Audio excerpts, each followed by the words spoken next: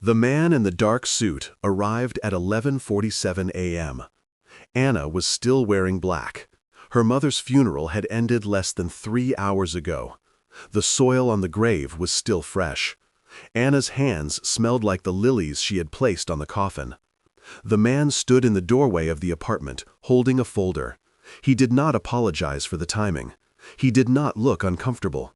He simply said the words that would break her a second time that day. The apartment is no longer yours. You have 72 hours to vacate. Anna stared at him. She could still hear her mother's voice in these walls. The coat her mother wore every winter was still hanging by the door. The teacup she drank from that morning, 3 days before the stroke, was still in the sink, unwashed, waiting. The man extended the folder toward her. Inside were documents in legal Polish, dense, incomprehensible. She did not take it. Her aunt, standing behind her in the narrow hallway, began to cry.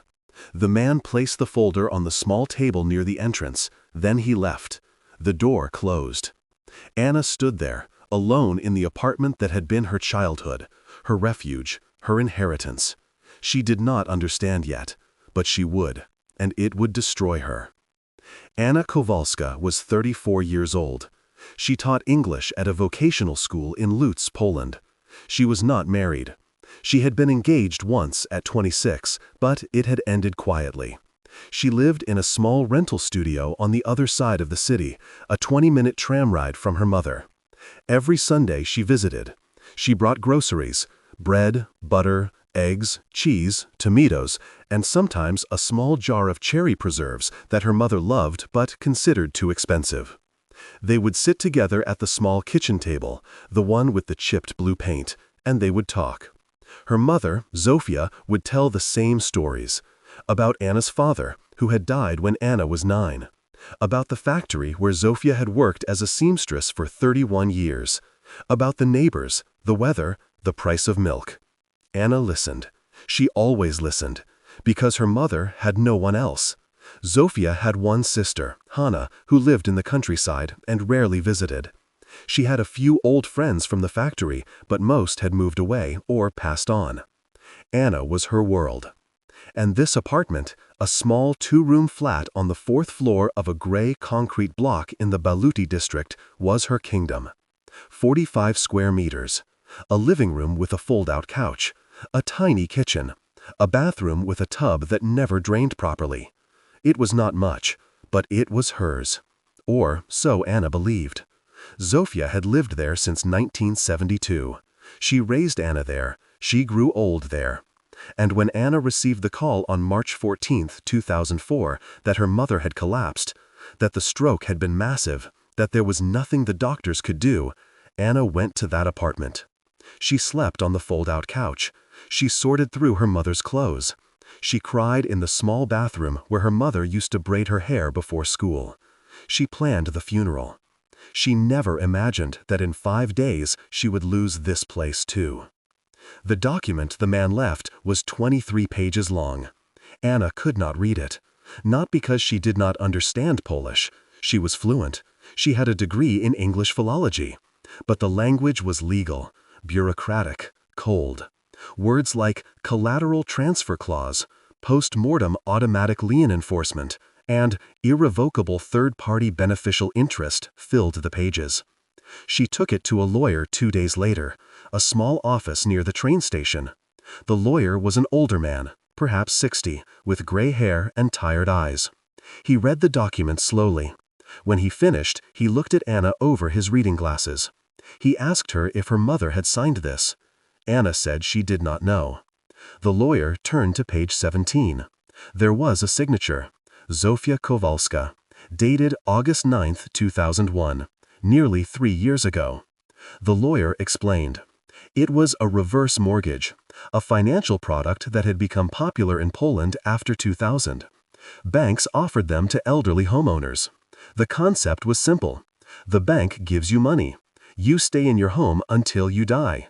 When you die, the property transfers to the bank. No debt to your children. No burden. It sounded kind. It was not. The lawyer pointed to Section 12, Paragraph 4. It stated that if the borrower died within 5 years of signing, the property would transfer immediately to the lender with no grace period for family and habitation. Zofia had died in year 3. The clause was active. The apartment now belonged to Credit Nova, a mid-sized regional bank. Anna asked how much money her mother had received. The lawyer checked the contract. 14,000 zloty, about $3,500 for an apartment worth at least 120,000 zloty. Anna felt something cold spread through her chest. She asked if there was anything she could do. The lawyer closed the folder. He said that her mother had signed the contract. It was legal. It had been notarized. There was no fraud, technically, only exploitation. But exploitation was not illegal. He suggested she appeal. It might take 2 years. It might cost more than the apartment was worth, and she would likely lose. Anna thanked him. She paid him 200 zloty for the consultation. She walked out into the March cold and realized she had nowhere to go. The apartment had to be vacated in 72 hours. She had already used 48. Anna tried to remember if her mother had ever mentioned money. She searched her memory for clues. In 2001, Zofia had needed surgery, a hernia repair. It was not covered fully by the national health system. Zofia had paid out of pocket, about 8,000 zloty. She had been worried. Anna remembered that. But Zofia never said how she paid for it. She just said it was handled. Then there was the boiler. It had broken in the winter of 2002. Replacing it cost 5,000 zloty. Zofia had that money too. At the time, Anna thought her mother had savings. Zofia had worked for decades. She received a pension, small but steady. It made sense that she had put something aside. But now Anna understood. Her mother had not saved that money. She had borrowed it from the bank, using the apartment as collateral. And the cost of that loan was everything. Anna called her Aunt Hanna. Hanna came to the apartment the next day. Together they packed boxes of clothes, old photographs, kitchen utensils, books, a sewing machine that no longer worked but had been Zofia's pride. They worked in silence. The apartment felt smaller with each box. Hannah asked where Anna would put all of this. Anna said she did not know. Her studio was tiny. There was no space. Hanna offered to take some things to the countryside. Anna agreed. They filled Hanna's car. 2 trips.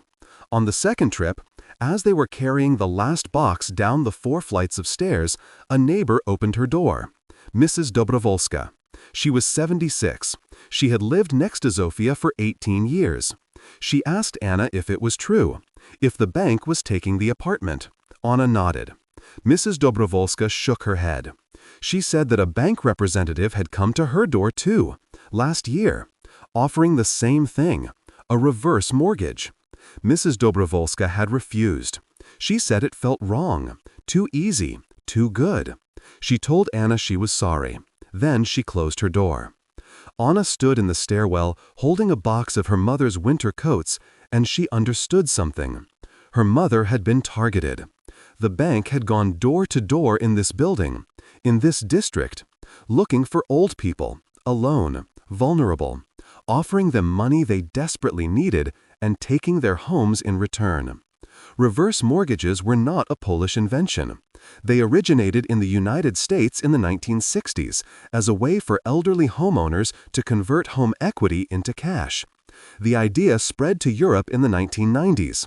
In Poland, they arrived after the economic reforms of the early 2000s. Banks marketed them as liberation. You can stay in your home. You can have financial security. You do not burden your children.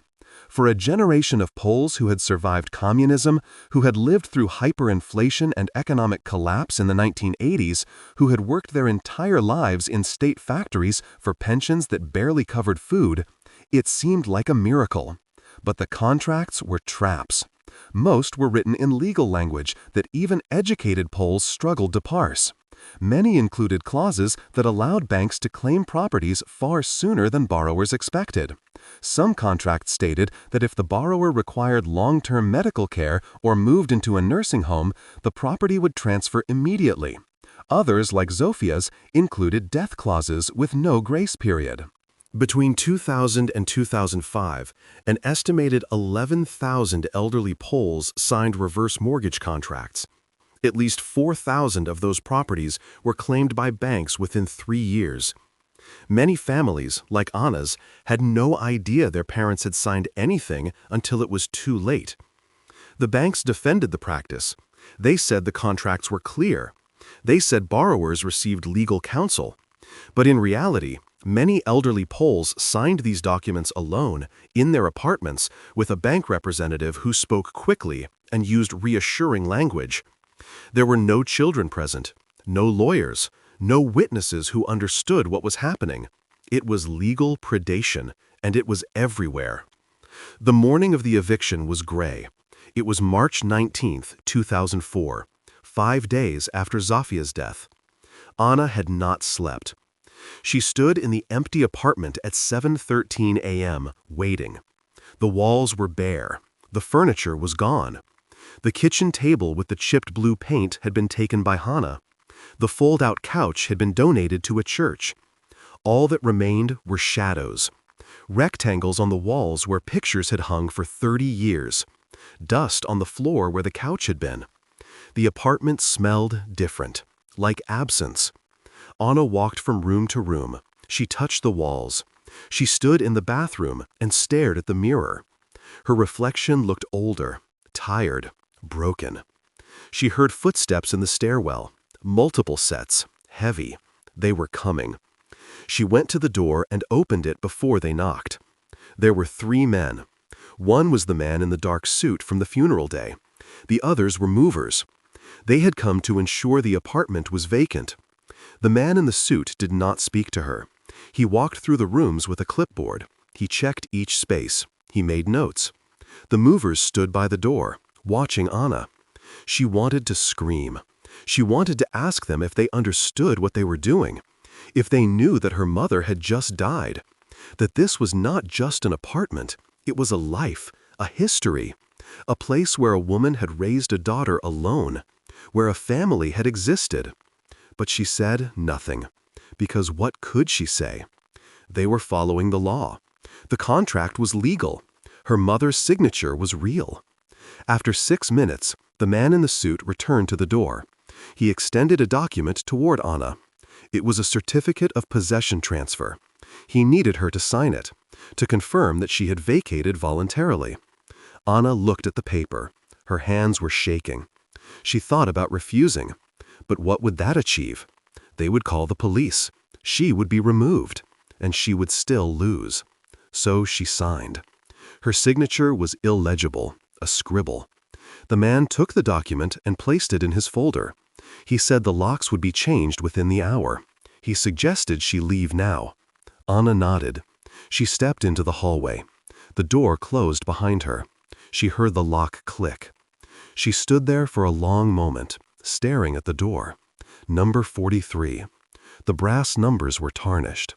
She had looked at them 1,000 times. Coming home from school, visiting her mother. They were just numbers. But now they felt like a gravestone. She turned and walked down the stairs. Her footsteps echoed. When she reached the ground floor, she pushed open the heavy door and stepped into the cold morning air. She did not look back. She could not. Anna moved into her studio full-time. She had nowhere else to go. The space was meant for one person. Now it held the remnants of 2 lives. Boxes were stacked against the walls. Her mother's clothes were folded into plastic bags under the bed. The sewing machine sat in the corner, covered with a sheet. Anna could not look at it. She returned to teaching after 2 weeks. Her students noticed she was different, quieter, distant. One girl asked if she was okay. Anna said she was fine. It was a lie. She stopped visiting Hannah. She stopped answering calls from old friends. She moved through her days like a ghost, teaching, grading papers, sleeping. She dreamed about the apartment. In the dreams, she was standing in the living room. Her mother was there, alive, sitting at the kitchen table, drinking tea. Anna would try to warn her. Do not sign the paper. Do not trust the bank. But her mother could not hear her. The dream always ended the same way. The man in the dark suit would appear, and the walls would disappear. In June, 4 months after her mother's death, Anna was walking past the old building. She had not intended to. She was taking a new route to the tram, but she found herself on that street. She looked up, 4th floor. The windows of apartment 43 were open. There were new curtains, white, lacy. Someone else was living there. Anna stood on the sidewalk and stared. She wondered if they knew, if the new occupants understood that this place had been stolen, that a woman had died and her daughter had been erased. Probably not. Probably they had simply rented it from the bank. Probably they thought it was just an apartment. But it was not. It was a wound, and Anna would carry it for the rest of her life. She never spoke about it, not to colleagues, not to friends. She learned that grief is not always about death. Sometimes it is about injustice, about loss that should never have happened, about systems that devour people and call it business. The apartment was gone, her mother was gone, and there was no one to blame, no villain, just a contract, just a clause, just a system. Zofia Kowalska was not unique. In Poland alone, between 2000 and 2006, over 200 families lost inherited properties through reverse mortgage clauses. In Romania, the number was higher. In Hungary, it became a national scandal in 2003 when a popular television presenter discovered his mother had signed away their family home. The practice was eventually regulated. In 2007, Poland introduced laws requiring family notification and mandatory cooling-off periods. But for the families affected before that, there was no recourse. The banks kept the properties. The contracts were honored. And the children of those elderly borrowers lost their inheritances to fine print. Anna never sued. She could not afford it. She never protested. What would be the point? The law was on the bank's side. She simply carried it, a weight that never lessened. Years later, she would walk past buildings like her mother's and wonder how many apartments inside had been taken the same way. How many children had lost not just parents, but the places where their parents had lived. How many homes had been converted into assets and sold to strangers. The answer was unknowable, but she suspected it was more than anyone wanted to admit. Reverse mortgages are still sold in Poland today. They are more regulated now, safer, but they still exist. And for every family that benefits from the liquidity, there is likely another that discovers too late what the contract truly meant. The system does not steal loudly. It does not break down doors or threaten violence. It simply waits. It uses legal language and signed documents and notarized agreements. And when the person dies, it takes what it was promised, quietly, efficiently, without remorse. Anna Kowalska still lives in Lud. She still teaches English. She is 49 now. She never married. She never had children. She rents a slightly larger apartment, but she has never owned property again. She does not trust it. She keeps her mother's sewing machine in the corner of her living room. It is covered with a sheet. She has never used it. She cannot. Sometimes late at night, she thinks about the apartment, about the chipped blue table, about the fold-out couch, about the way her mother's voice sounded in those small rooms. She wonders if the new occupants are happy there. She hopes they are. It is not their fault. They did not steal anything. But still, she cannot forgive the walls for forgetting. Between March 2004 and October 2024, Credit Nova acquired 163 properties through reverse mortgage contracts in the Lud region alone. Most were sold within 18 months of acquisition. The profits were substantial. The bank still operates. It still offers reverse mortgages.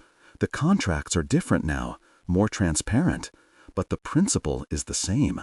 You can stay in your home until you cannot, and when you are gone, the home is ours. Anna keeps the folder the lawyer gave her, The 23-page contract. She has read it many times. She understands it now. Every clause, every trap. She knows that her mother was not tricked. Not exactly. Zofia signed willingly. She needed the money. She believed she was protecting Anna from debt. She thought she was being responsible. But the cost was everything. And Anna will never stop paying it. Stories like Anna's are rarely told. They do not make headlines. There are no villains to arrest, no corruption to expose, just contracts, just signatures. Just systems that operate exactly as designed. But in the quiet spaces, in the apartments and houses and small flats across Eastern Europe, there are thousands of people like Anna. People who lost more than property. People who lost the places where their parents lived and died. People who inherited nothing but grief. And the banks that profited from that grief continue to exist. They continue to lend. They continue to offer solutions that sound like kindness but function like traps. The law protects them. The contracts are clear. And the families who lose have no recourse. Only memory. Only pain. Only the knowledge that somewhere, in a building they can no longer enter, there are walls that remember, even if no one else does. But Anna is not the only story. In 2003, a man in Bucharest, Romania, discovered that his father had signed a similar contract. The father had died suddenly. The son, a construction worker named Mihai, received an eviction notice 17 days after the funeral. But Mihai did not leave. He refused. He barricaded himself inside the apartment.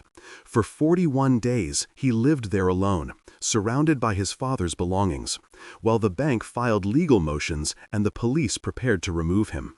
The media found out. It became a story. And in the end, the bank relented. They offered Mihai a settlement.